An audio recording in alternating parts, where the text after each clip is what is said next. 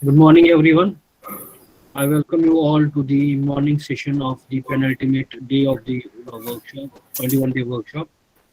And today we have the immense pleasure of having Ma'am Professor Nagaratna Biradar with us. Ma'am is Principal Scientist and Head ICAR-IGFRI South Region Research Station, Dharwad. And the topic chosen by our esteemed guest is mobilization of youth in agriculture and allied sectors, field experiences. Ma'am, you are audible as well as visible. Also, your presentation is visible. Please start. Okay. Good morning, everyone. Let me introduce my institute first.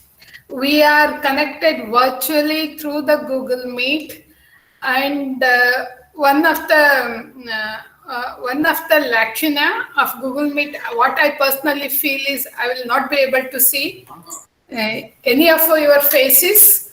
So at the end, we can have an interaction where I'll stop sharing these slides. I am basically an agricultural extensionist and have put up nearly 26 years of service. I am working with Indian Grassland and Fodder Research Institute since beginning. And after working in IGFRI Jhansi for a couple of years, I took transfer to Dharwad regional station for the reason that I belong to this part of the country. Since then, I am working on promoting fodder crops to the different clientele group, as well as studying the different socio-economic dimensions of the forest technologies. As I understand, this winter school is for the extension professionals working in ICAR institutes, SAUs, and different organizations. I feel very humbled to welcome you all, I feel very humbled to welcome you all to my institute anytime in your career. And you can as well be in touch with me if you need any guidance regarding promotion of the forest technologies. I'll be very happy to do that, because this particular lecture, it may be more of a formality to meet out the expectations of the winter school. But ultimately, what matters more is how we will get connected in future and share our learnings. And being working in the National Institute, and we have a lot of forest technologies that are suitable from 300 mm rainfall to 3000 mm rainfall. So anytime in your career, you can as well contact me to get any of the technical support for promotion of the forest technologies. This regional station is nearly 28 years old regional station, and we have 6 scientists working here, and all belong to the different disciplines. We have breeder, we have physiologists, we have seed technologists. When it comes to seed technologists, I would like to make it very clear that none of the ICAR institutes have an exclusive division for the seed technology except IARI. And the IGFRI. And even IGFRI has got an exclusive division on seed technology, for the reason that the forest seed production is altogether a very complex phenomena, because grass matures seeds at different stages, and harvesting is really a very difficult task. At the same time, the grass seeds germination starts from as low as 10% to the maximum of 30%. More than that, it's very difficult to expect, especially in the range grasses. So looking into these different dimensions of seed behavior of grasses, we have a separate division, and in the research station, we have one scientist who is exclusively working on the seed technology.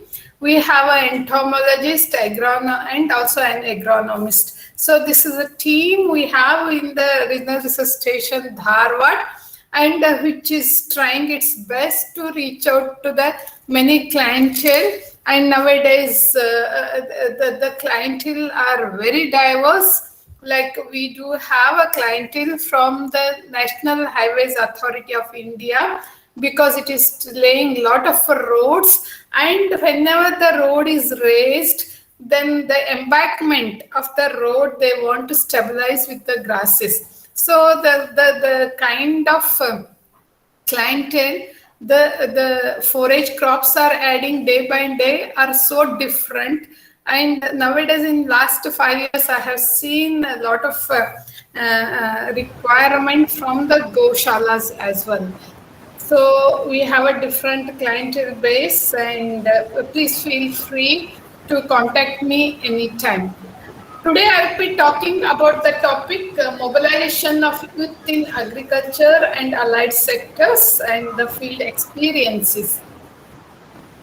When it comes to the field experiences, let me admit that somehow since the beginning of my career, I felt very comfortable to work with the youths.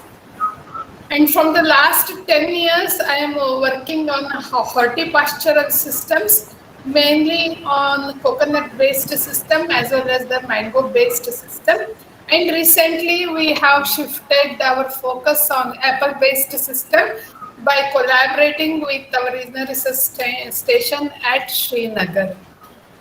So I'll be sharing some of my experiences, how we could evolve some of the youths into an entrepreneurs. I'll be sharing some 3 to 4 such experiences as a part of this this lecture.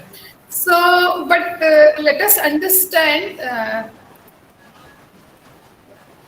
Let us understand what is the need to have youths as our partners in the technology dissemination process. What is the need, especially when we consider for India? You all know that our country is considered as an youngest country in the world. We have a large population who belong to with the age group that is considered as youth. So we have a large segment, and we cannot afford to lose this segment in our development process, because any development of the youths, any socio-economic development of the youth is directly linked with the development process of our country. So youth form a very important component of our development process. Apart from that, we all agree that they are the primary productive human resources. They are very productive because of their age, they have a good strength. So they are primary component, means very, very important component of human resource development. Because we have a large segment of population belonging to younger generation, and they are the primary productive human resources, it becomes very necessary to make the youth as the principal focus of development endeavors of society, or for that matter of the country. So this is the very important requirement that we should not afford to ignore the youths. But how when we look at the history of involving youths in the development process, it goes like this. In 1960s, the Europe witnessed unrest of students' movement, and there was so much of unrest that it stimulated most of the policy makers to look into what are the problems of the youth. and how we can address it. So the unrest stimulated various policy makers of the Europe, and they started thinking about how to solve or how to resolve the problems of the youth and how one can find out the necessary remedies for it. So various governments of European continent, different international organizations which are mainly located in Europe, and leaders, they all came together and they felt the need to address the issues revolving with the student unrest. They felt the need of it. So they started developing various policies and plans to involve the youth in the development process and then to channelize their energies into a better constructive work, because if their energies are focused in some of the constructive work, then only the student unrest can be stopped. Otherwise, it may blow up in an unprecedented manner. So the policies and plans started evolving only after 1960s, and when it comes to Europe, when it comes to Asia, it's only after 18 years of student unrest in Europe, the first regional meeting by UNESCO was convened in Kathmandu in the year 1978. That means after 18 years of considering student unrest as a felt need, the first meeting was held in Asia in the year 1978. But whom do we call as youth? Who are youth? So there is no uniform definition available. It gets changed with the culture, with the kind of the history the country is associated with. But it is generally considered as a phase, a transformation phase from childhood to adulthood. This is usually the youths are those who are in the transformation phase from childhood to adulthood. In most of the cases, in most of the countries, the youth are defined based on the age. It means based on their age group, but not with the behavior. See, what happens is sometimes many of the youths may not behave in a very matured way, or they may behave still like a childlike behavior, we can see. But some of the children may evolve earlier and may behave in a more matured way. But however, this is very subjective and it's very difficult to fix for the developmental process, or to target to define the target group for the developmental process. So most of the countries have fixed or have fixed age as the criteria to define the youth. But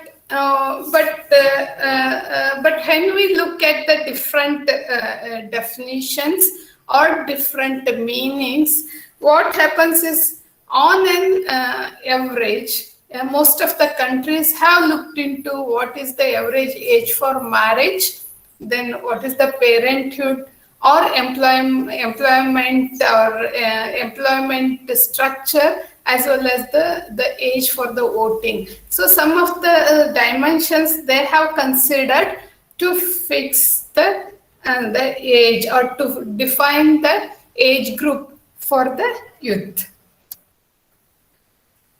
The United Nations actually considers those who belong to the age group of 15 to 24 years as youth. This is the United Nations definition.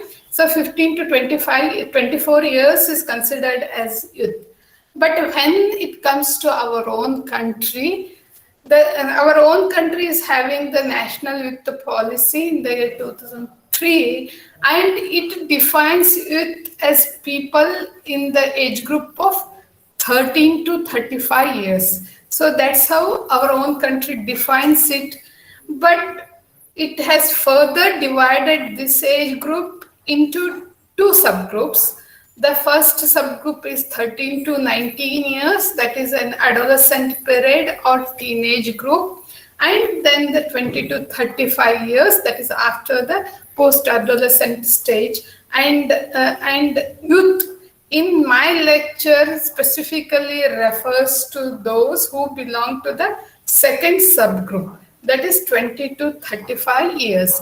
13 to 19 years, we all agree that they're still school-going group. Still, they are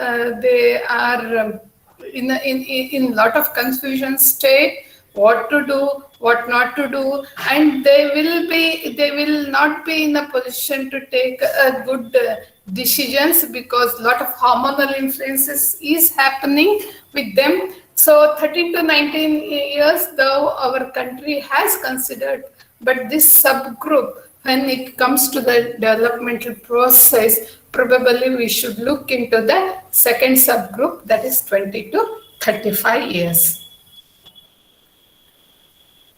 What is the youth population in India, if we consider? Before that, we look at the different average age of different countries.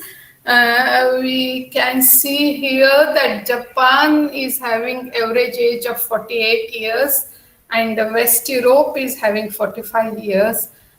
United States as well as China, they have 37 years as the average age, but India is having 29 years as the average age. And it is so with most of the African countries as well, because most of the African countries also have a very young age group. As of now, India is having nearly 47 million youth population, and nearly 22% of the males and 23% of the females in the rural areas, they belong to the age category of 20 to 34 years. That is the second category, second subgroup of the National Youth Policy, what it defined as the youth. So nearly 22% males and 23% females is quite a good number for any development process to happen. This is where we stand when it comes to the youth population.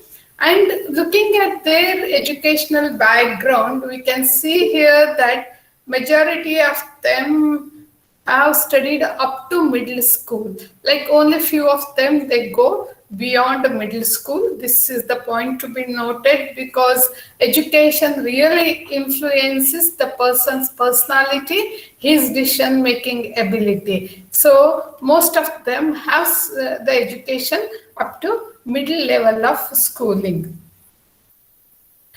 But having known what is meant by the youths and what is their definition, what is their population size or some of the demographic features like education, but why do we need to focus on youths? The first thing is, what I personally feel is they're very innovative, and they are very innovative in the way they do it. That is the first thing. Second thing is they have a risk-taking ability. Yes, I will at least try to do it. That kind of the attitude they have, they are better risk takers. And third thing is they accept the change. When I say to accept the change, as we grow older, like we start fixing our behavioral pattern. Even sometimes we do say that when we shift from one place to another place, we even have a difficulty in getting sleep. That is the extent to which we have closed our behavioral pattern. And when it comes to change, then we won't come very forward to bring in some changes in our daily routine or in our skills or task, whatever we do it. But youths are very quick in accepting the change, so it becomes much easier for the developmental professionals to introduce any innovations through the youths. And definitely, yeah, I'm sure you all are with me to agree that they are having a good energy, and their energy levels are very high, and they can try to do many things if the technology demands. So these are some of the few parameters that are very important to consider youth as a partners in our developmental process. How we can attract rural youth in any of the agricultural developmental activities? The first thing is we need to improve the agriculture's image. That is very important. It is agriculture is very rarely portrayed in the media as a young person's game. It's very rarely it was depicted, and it can be always depicted as an outdated, unprofitable, and hard work enterprise. So we must try to change this image. Then only we can attract rural youths into the agriculture. We should consider agriculture, or we should try to develop the image of the agriculture as an enterprise that can bring a decent livelihood to the rural youths. This becomes very important. Mostly I have mentioned here as a media, because media plays a significant role in creating image of any industry for that matter. So we need, first thing is to improve the image of the agriculture. We should stop portraying it as an unprofitable enterprise. The second thing is we need to strengthen higher education in agriculture, and of late we are seeing that most of the state agricultural universities are focusing on attracting rural youths into an agricultural education program. And some of the universities, especially in Karnataka University, good percentage of the seats are allotted for the youths who come from the rural background. And also another option taken by the most of the agricultural universities is they have started the diploma courses in agriculture.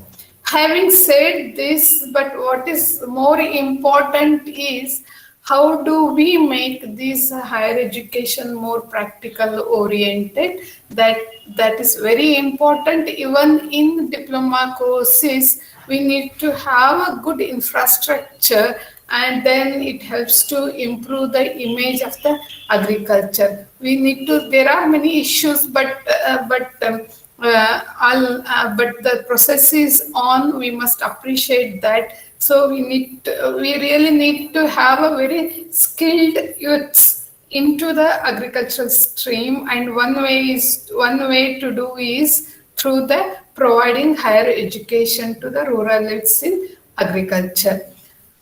And the third thing is ICT. I am sure that most of us today, we observe that most of the youths are technology savvy. They are into a lot of social media platforms, and if we are successful in creating a lot of the information suitable for these social medias, and if we are able to create some of the communities in social media which deals with the specific aspect of the agriculture, probably the youths, especially those now who are not into higher education, can get to know about these are the entrepreneurial opportunities available in the agriculture, and they can start at least thinking about it, and they can start thinking, can I make agriculture as my livelihood? So we need to work on this, and already there are many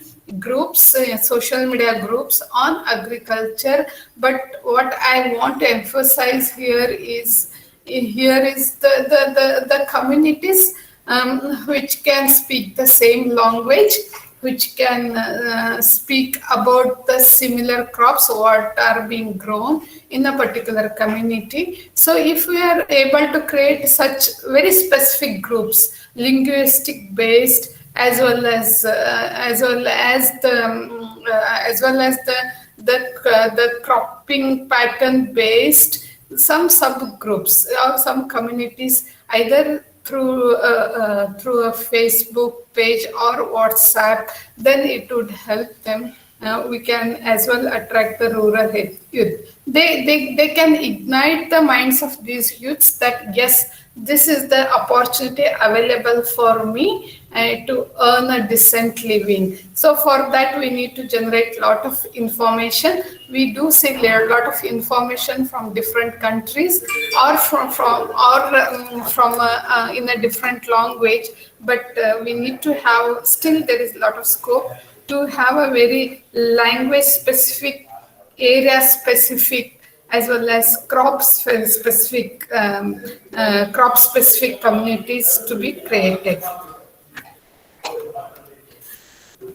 One more thing is we need to empower young people to speak up.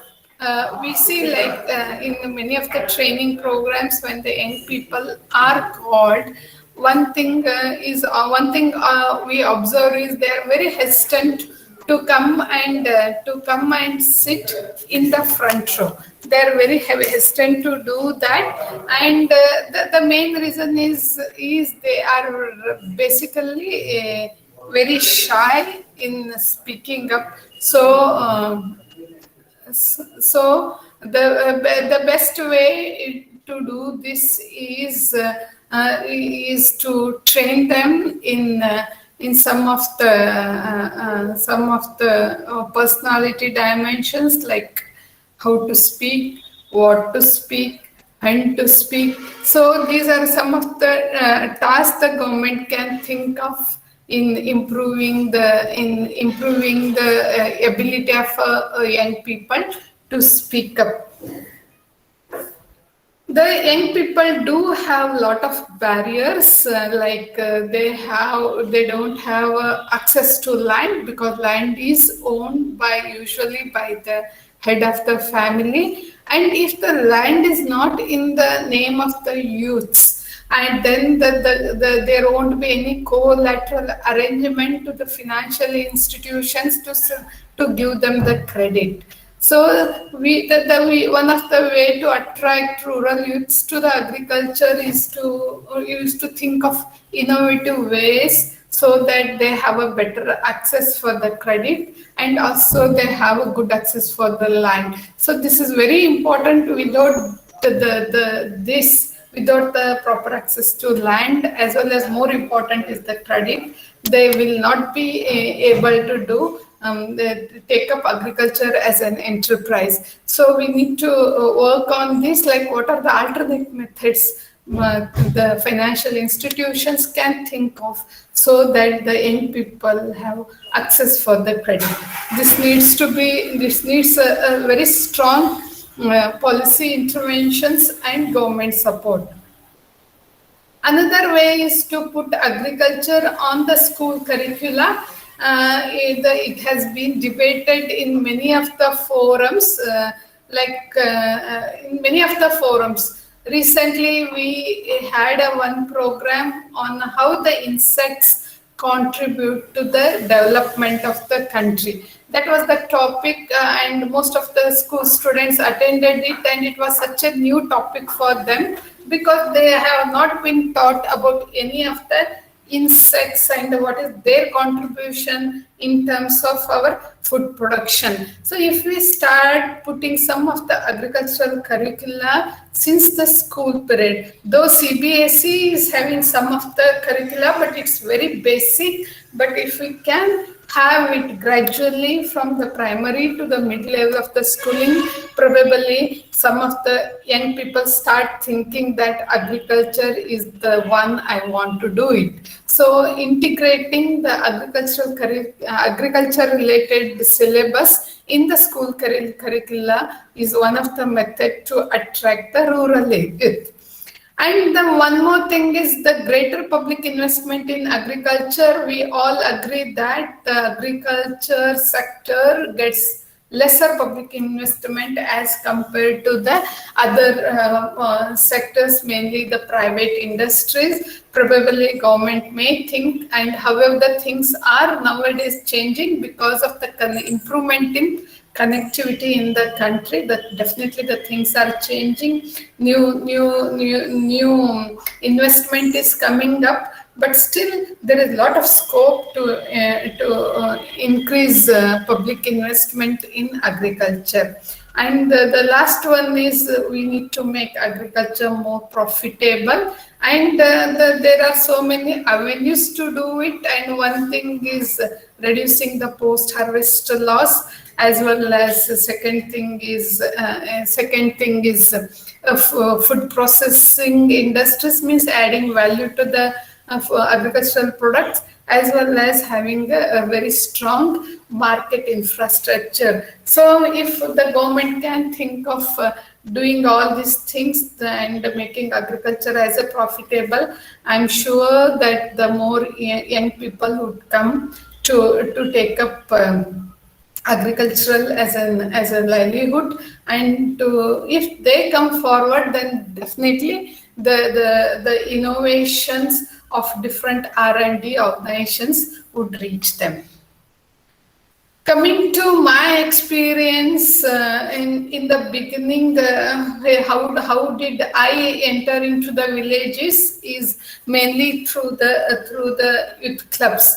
And there are not, we don't find many of the very registered or formal youth clubs in the villages in our country, but we do have some of the groups which are associated with some of the festivals. We do find that in a village 3 or 4 Ganesha Mandalis who keep the Ganesha deity during the festival, and they coordinate so many activities to celebrate that festival. So if we can recognize some of such mandalis or some of the such informal youth clubs, try to involve yourself in such activities and give them the ideas like how they can make this festival more attractive, and how they can make it more eco-friendly. And if you try to build a relationship or rapport with them, then the thing starts rolling on. Like the youths may not directly start taking up your innovations, but they are the one who will facilitate you in establishing rapport with the other farmers of the villages. They will definitely help you in getting connected with the large number of the farmers, and in the process you'll get few youths, 2 to 3 youths who can start taking up your innovation, who can start trying your innovations. So I did this in the beginning of my career in one of the villages, and it definitely worked very well. And still I continue to have good connection with those youths even after 20 years. And one of the ways I just initially, when they were discussing about how to celebrate, I was part of it, and I told even I am ready to contribute some money for this Ganesha festival, because like those who are attached to the some of the ritualistic sentiment, and they try to see that it's not the one festival that I can do at my home, I can do it even in the villages. Then that really worked in my case, and it became very easy for me to get penetrated into the not only that village, even into the neighboring villages. So the second option could be, there are many informal, definitely clubs. What I mentioned is Ganesh Mandali, though it's very informal, but there are some informal youth groups. Informal in the sense where means they may not do this very organized Ganesha festival or something like that. But in the villages, we see that there are some of the temples, and the temples have got the specific festivals. And in villages, we see a set of pattern that this particular area of the village will do the festival of this particular temple. So they have a designated areas for a particular temple. And here also, because most of the older generation, because of their preoccupation, they may not be able to get involved in the agricultural, in the such festival activities. Most of the work is assigned to the youth groups, and this is also one of the opportunity for us to identify such youths, because once they are into such activities, they are very good in collaboration or in coordinating the activities or in planning the activities. We can as well take the help of such youths. And the third thing is NGOs, and I did connect with some of the NGOs to identify the youths. And when I was working with the coconut-based farming system in Davanagere, I worked with an NGO called as TechnoServe, which is an international NGO, and they helped me to identify the youths, and I started promoting most of my fodder innovations through the youths. And one more, it's not exactly an NGO, but one more, it's a private upcoming company which was mainly involved in the organic, milk production. That is called as a Kamadhenu Akshayakalpa Food Private Limited in Tumukuru. So I collaborated with these two organizations, and they helped me to identify the youths to promote my innovations. But having said that, I always use the participatory approach when it comes to selecting the innovations. Like, I never told that this is what is available, you must do this, but I gave them a basket of options to select, and whatever they selected, I saw that the seed or planting material reaches to them. So this is the one of my experience I would like to share with you all. Then this young boy is now recognized as a seed forage seed entrepreneur in entire Karnataka, and he started he started showing very interest in many of the fodder innovations. And the strong point with him is that he is an agricultural graduate. Before he entered into his PG program, he started coming to our office, started discussing about the forage innovations, and then I just asked him, then why are you showing so much of interest? Then he told, Madam, I don't have any intention to take up a government job, and I want to start my own business. That means he had already decided his mind to start his own business. And what happened is, during that period, I had completed one of the training program on contract farming with IIM Ahmedabad. So I had all the guidelines of how to go ahead with it. And the same thing I started sharing with him, and we entered into an agreement. Then he was guided how to take the land on lease, how to have a formal agreement with the farmers. And though he entered the PG program, before that only he slowly started doing this in his village. He very slowly started with some 5 acres of the land, 10 acres of the land, and by the time he completed, he had a good grip of the business, because we tied him up with some of the end users, mainly different stud farms, as well as the Himalayan company, which usually procures the leaf meal of the lucerne. So we got him connected with some of the end buyers. So he slowly started, and soon after his graduation, he expanded it. He developed his own brand called as the Krishika Seeds.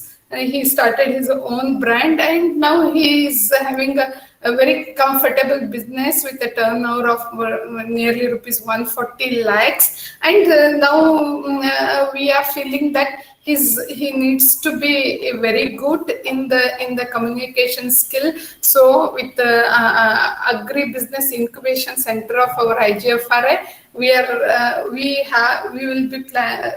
planning to train him with the communication skill and give him the necessary support.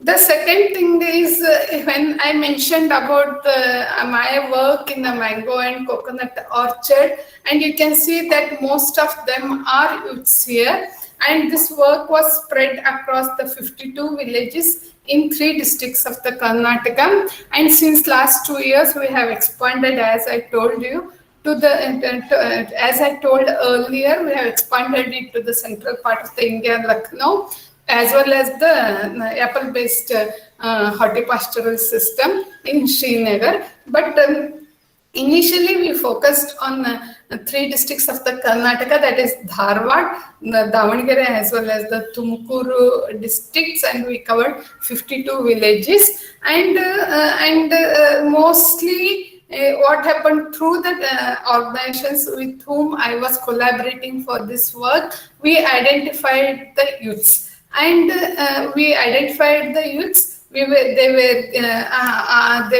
given a one-day orientation program at Dharwad, showed them all the different fodder crops available with us. Some of the crops, mostly the Tumkur farmers, they told that they have so much of dearth of groundwater, and water availability is really an issue, and then they all have gone for a dryland fodder crops. But in Dharwad, they went for irrigated fodder crops. But the point here I want to make is that we gave them the basket of options. They were asked to choose according to their resource base, and some of them, they are till today doing very well in this field. Similarly, we did a coconut-based fodder production system along with the young farmers, and then we worked on how it is helping them in increasing their income level, mainly through the increase in the milk yield, as well as saving in terms of the feed what they buy.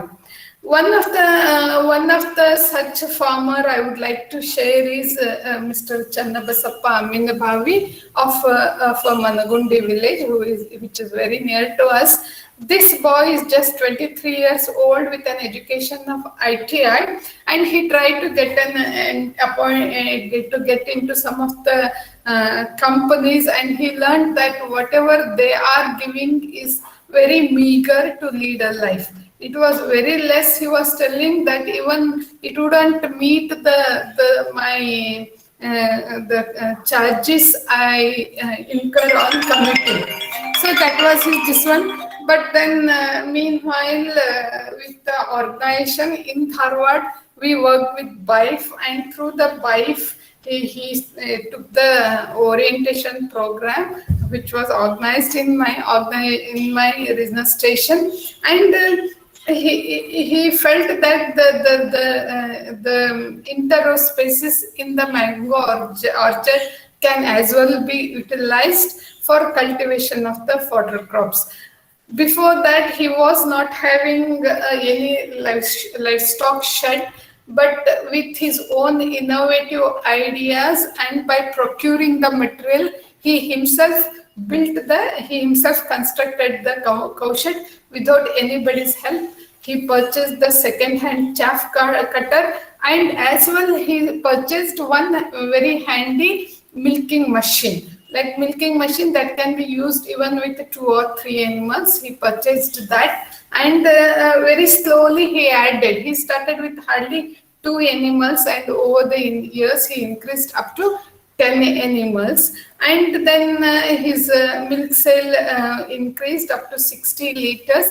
And this particular young boy never opted for taking a loan. He never went to any cooperative societies to ask for the loan, but he developed it step by step. But the advantage is that, like, fodder, good quality fodder became never a constraint for him, and because of this very good backward linkage, his even milk production was very good, and he could earn a very decent living. He started this around 6 to 7 years before, and still he continues to do it. Another story I would like to share is about this boy who is around 24 years old, but he is having a big farm. The earlier young boy belonged to a very small farm household, but this boy belonged to a big farmer, and he had the education of MA in Kannada. So he thought of starting his dairy by availing the loan from the bank, and so he started in a big number. He started with a 10 plus 1 animal. That's the unit the bank people consider to start the business. So first he purchased, and also he brought nearly 7 acres of land under different fodder crops. So he cultivated Bajra Napier hybrid, Guinea, perennial fodder sorghum, as well as the fodder crop pea. But the good thing about him is like he was very much committed, and whatever the things we say, even the cutting management of the fodder crops was very systematically he followed it. At any point of the year, he never fed animals with only dry grass or only dry fodder. He made it sure that all along the year he will feed the animals with at least some part of green grass. So that's how he maintained the quality, and within 1 year he could return nearly 50% of the loan he had taken, because he wanted to return the loan very quickly, because he wanted to add one more unit into his dairy farm. So that one unit is 10 plus 1 animal, what I said. So in the second year he increased, and with this he's earning a very decent livelihood, and he continues to do this even now. One more farmer is Irappa Dharwad of Karakoppa village, and this particular farmer, this boy was basically going as a driver to the nearby city area. He used to drive vehicle, but what happened is after the marriage he just thought that, okay, let me start my own farming. But he had around 4 acres of land, but that land was not in a very good shape. In the sense, it all had a mango tree, and interrow spaces were never cultivated. And then he thought that he will start cultivating this land. It's a very slopy land with a poor fertile soil. So with the JCB, actually, they got and cleaned the interrow spaces and cultivated the fodder crops. And then they started with a very simple cow shed initially, and now they have a well structured cow shed or cow shed, and they are doing very well. Initially, he had a very small what we say kacha type of the cow shed, and now he has shifted to good one, very well built cow shed. So with this intervention, he started doing this, but one more stage what he went ahead is he started producing the seed of the forage crop also. He is the only son, so his father is supporting him, but with this he is earning a very decent livelihood. Earlier by driving a car he was earning nearly not more than 8,000 a month, and now he is able to earn 30 to 40,000 income. So these are some of the stories about rural youth, especially in livestock farming I have shared. And you all are aware that the ICAR has launched a new scheme that is called as Attracting and Retaining Youth in Agriculture, or in short form, it is called as ARYA. And this program is having these three particular objectives. The first objective is to attract and empower the youths, rural youths, to take up various agriculture, allied and service sector enterprises as a livelihood, mainly like income or gainful employment in selected districts. It started with a defined number of districts.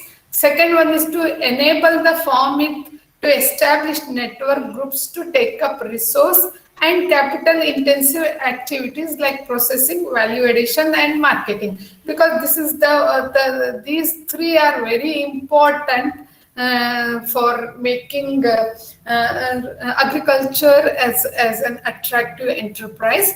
Third thing is to demonstrate functional linkage with different institutions and stakeholders. At least in the beginning, this is very important that we need to have a good institutional support for any upcoming ventures or any upcoming new enterprises. So the third thing is to establish the functional linkage. The third objective takes care of this. But this scheme, it was started nearly in 1516, and one good point is that it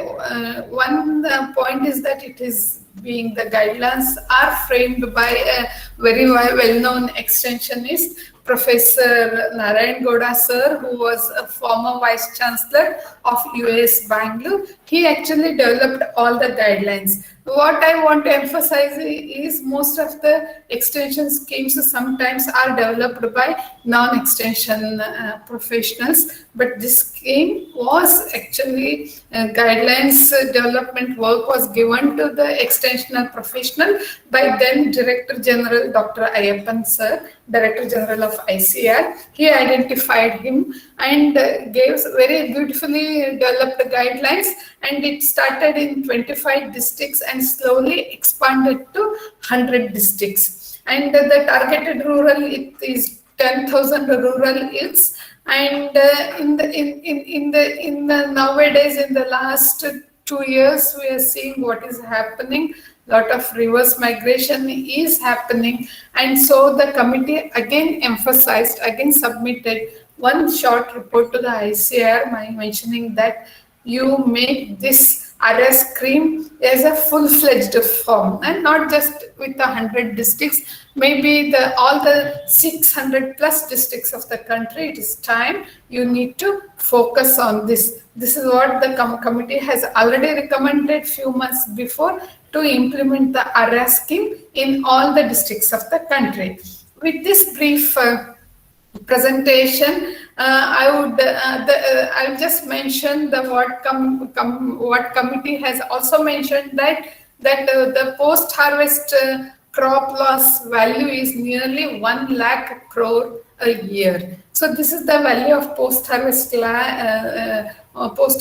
loss, And so we may involve it's more into the agricultural processing sector. This is what the committee, the recent report mentions it. So with this, I thank you, each one of you, for very patient hearing. And I admit that before concluding, it's all through our experience we can evolve, or we can have our own method to attract the rural youth. There is no ready-made fixed formula available. How you involve, how you interact, how you closely learn from them, as well as you bring across your innovation to the farmers, that really matters. That's what I personally feel. That's why I did not emphasize much about, no, you have to have this extension strategy or you have to have this method. But the more you interact closely with the villagers or with the youth, then it becomes very easy to penetrate your innovations into the villages. One more thing what I want to tell is that the going to villages shouldn't be considered as a burden, because in my experience, that nearly 80% of my learning came from the villages, and hardly 20%, I must admit, came from other sources. It is such a joy to interact with them, to learn from them, to observe their behavior, and be very intelligent in how to exploit their behavior for the benefit of promotion of our innovation. That matters the most. And if you are a kind of a person who are not office-bound extensionist, but village-bound, then you need to be very simple, very humble, very grounded and be one among them. That will help you to get into a good contact person at the village level. With this, I once again thank each one of you for your patient hearing. With this, I will conclude my presentation. Thank you, ma'am. It was wonderful having you with us. Now, if there are any questions, please ask.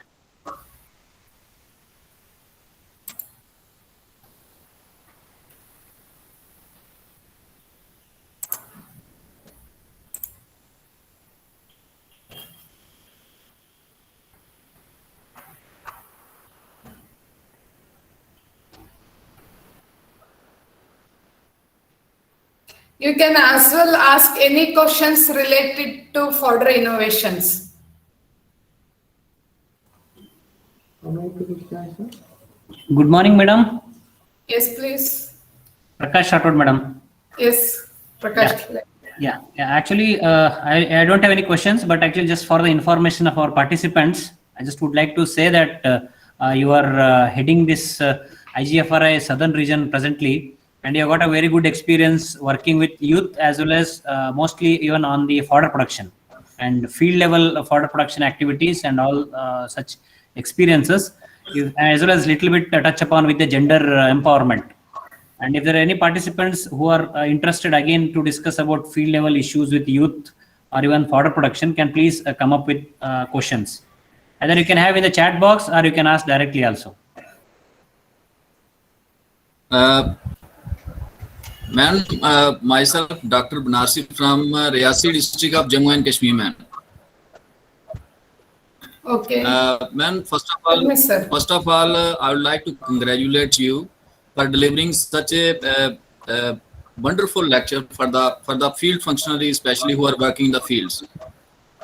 And I am also working in the field because I am serving as a senior scientist and head of KVK Riyasi of Sher Kashmir University, which is located in Jammu. Okay. Madam, my submission is that I am working in hilly area where there is scattered housing and farmers feel the problem, especially in case of in the months of March to June. and also in the month of October to November, because in those seasons in the hills the farmers feel the problem to give fodder to their animals, and at that time we don't have the crop of sorghum as well as oat in those seasons because the fields are harvested at that time. So I would like to get knowledge from you that in those period, in those lean period, how we should promote the fodder production in those areas where the farmers are feeling the problem to feed their animals. Because on the hills, especially in case in the month of May and June, even on the hills, the farmer feel the problem to give fodder to the animals, even goats and sheep also. So what's your opinion in those lean months? What we should do? Yeah, actually, you may be aware that our one more regional research station is located in your own campus. I know that it is located in Kashmir University campus, and they have started how they can rejuvenate these hilly areas of Kashmir region. Okay.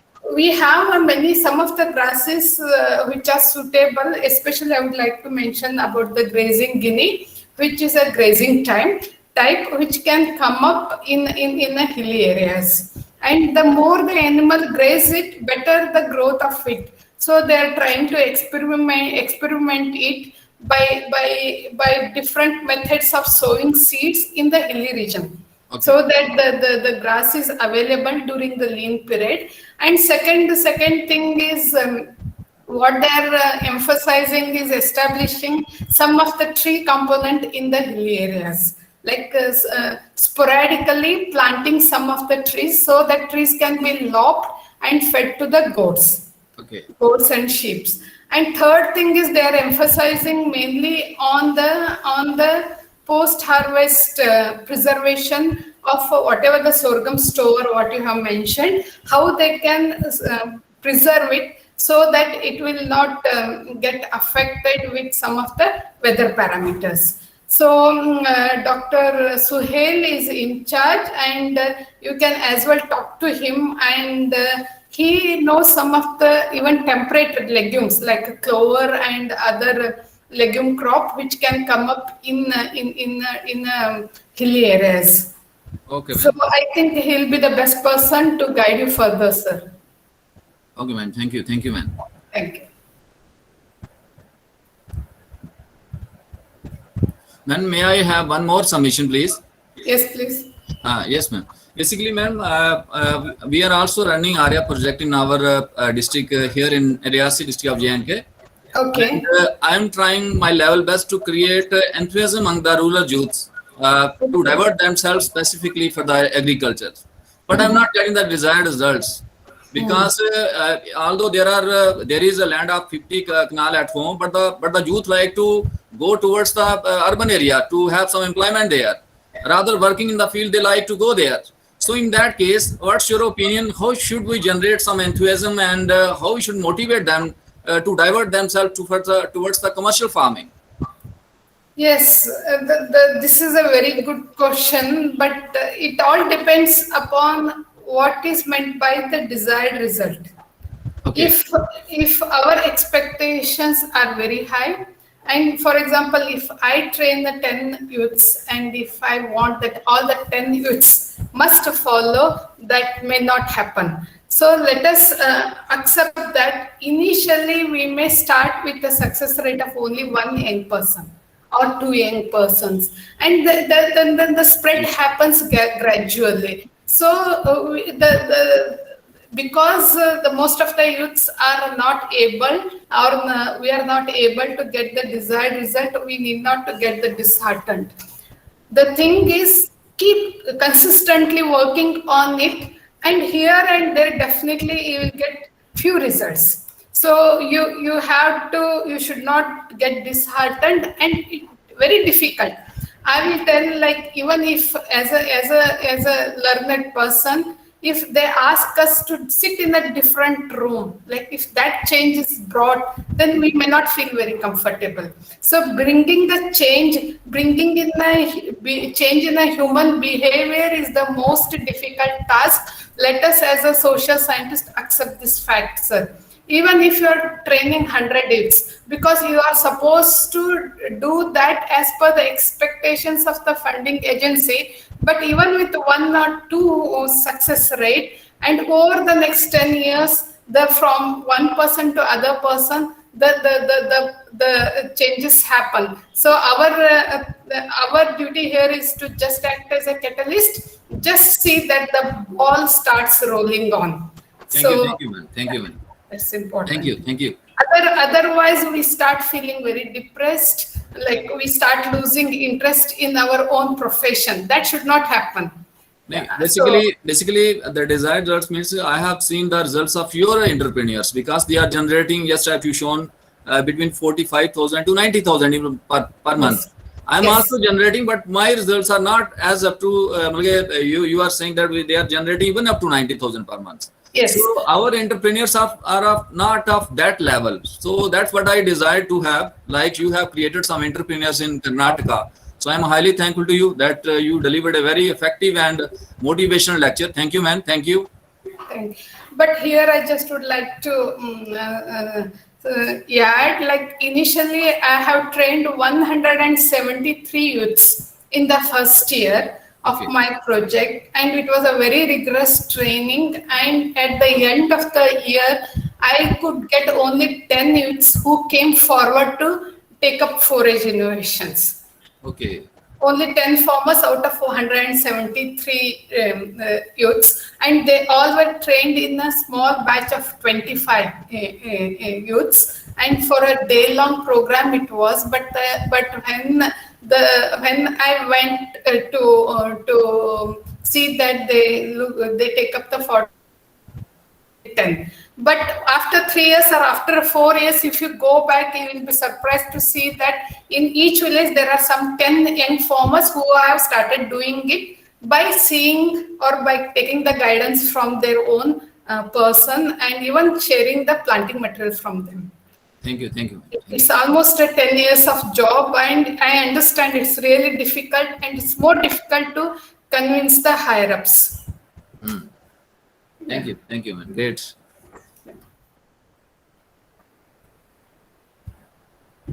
Good afternoon, ma'am.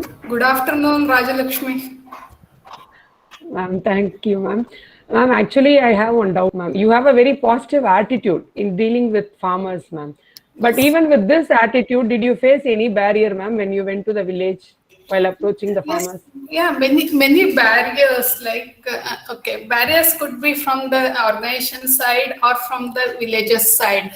And I know, like organization side, when I started working, at that time there were no mobile phones, no communication, and office vehicle used to be only one vehicle, and the farm is around 20 kilometers away. And being the young scientist, newly joined scientist, then getting a vehicle was very difficult.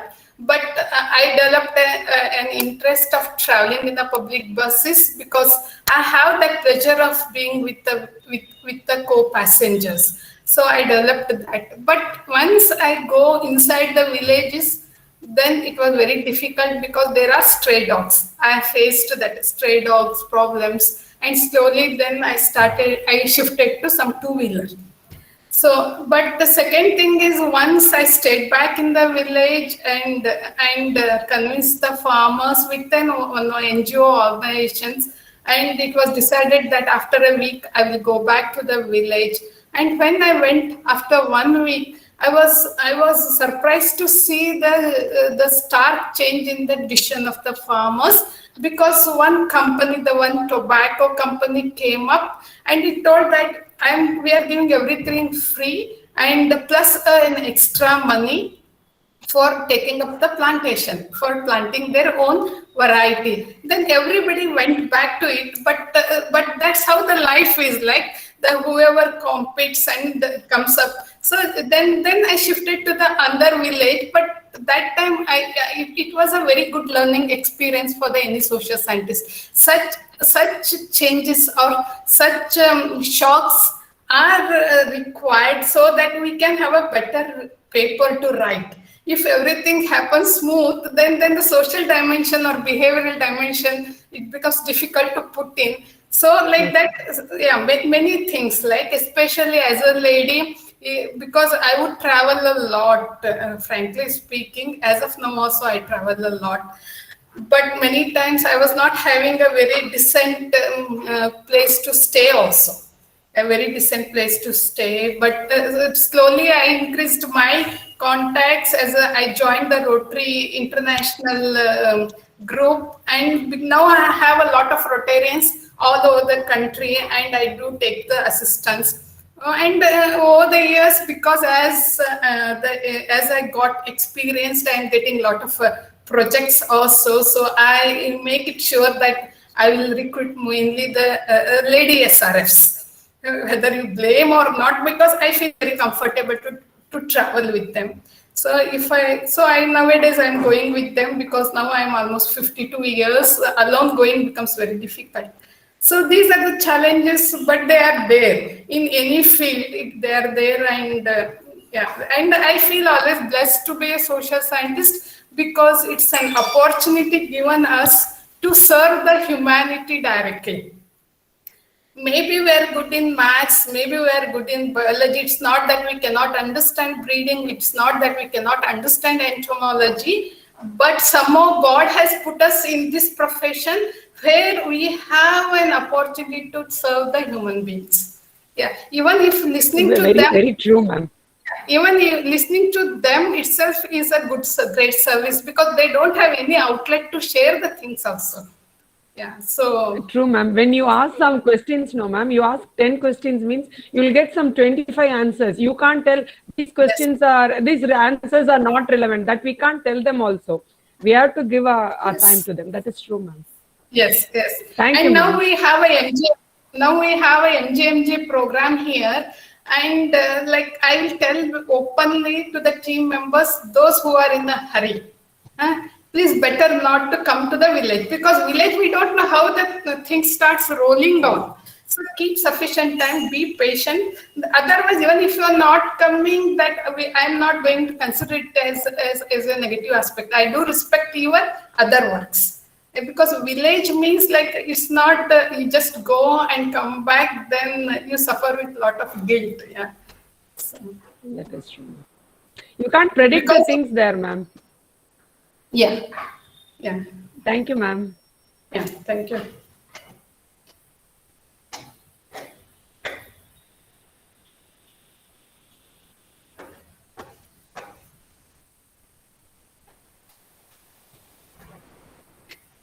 If there are no more questions, Madam, actually we have one question in the chat box. Can I just go through the chat box? Yes. We have one Dr. Victoria Devi. She's from actually Northeast. She's actually interested to know if like we have good number of success stories. Where can we publish these type of success stories? Okay, success stories publication, it depends, like if you want to publish an individual success story, or if you want to club many success stories, and if you want to publish, see, one option is the Indian farming definitely accepts such good success stories. You can, I have published in the Indian farming few of my success stories. And second thing is I did publish in the ICAR website, where as soon as you open the ICAR website, you can just see that there are some success stories come up. So that is also another option. And the third option is when it comes to success stories, your own institute technical bulletin. You can see in the IGFRS website, whatever I have presented today, that has come as a monograph or technical bulletin, where all the farmer success stories are compiled and published. So that you have many options, and instead of that, now I would recommend make 2 to 3 minutes video and put it in your institute's YouTube channel. You will have a good viewers, and you can as well write all these things in your assessment report. You can as well write. Yeah, for the information of Dr. Victoria Devi, madam, I think you can, like madam has given a very good input, sir. But still, if you want, I think you can contact Dr. Sarvanan Raj. He was initially with your Central Agriculture University. and then actually presently in Manage Hyderabad. You can also contact him because he has a very good experience in writing as well as publications. I think that will be a good input. So are there any other questions? Yes, some have shared their experiences regarding Arya project, madam, in the same chat box. Okay. Dr. Jairaj has actually put his opinion over there. Okay. And he has mentioned that social engineering is going to be one of the good solutions, basically. Yes, definitely. Yes, agree. And so continuous hand-holding is essential for youth. Yes, yes. And converging with developmental departments. Yeah, that's why this ABI concept, what I feel, agribusiness incubation, it will have a hand-holding as well as it will establish necessary linkages with the required departments.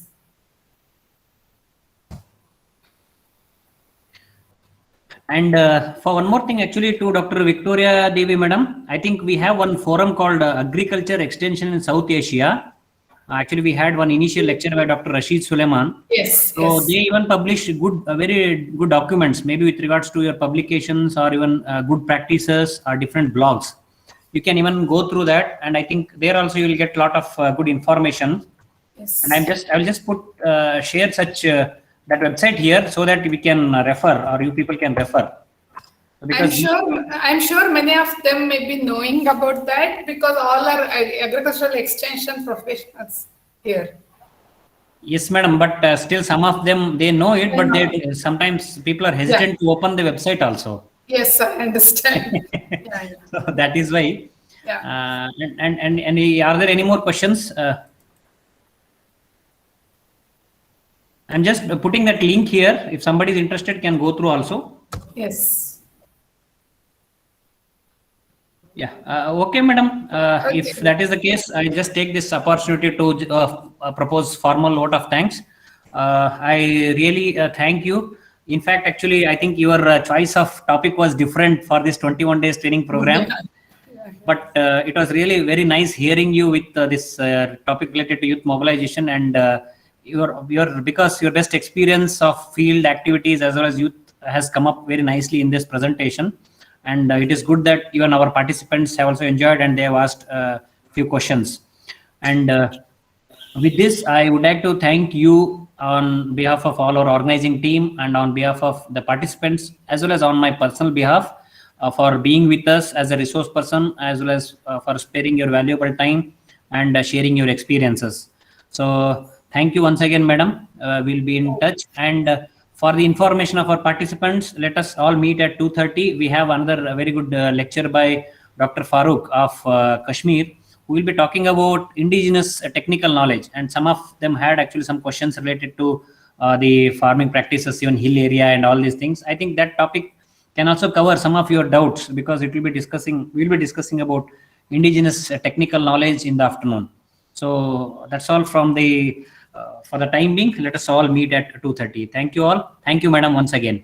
Thank you so much for the opportunity, and it feels good to get connected with all the extension professionals. Thank you so much once again.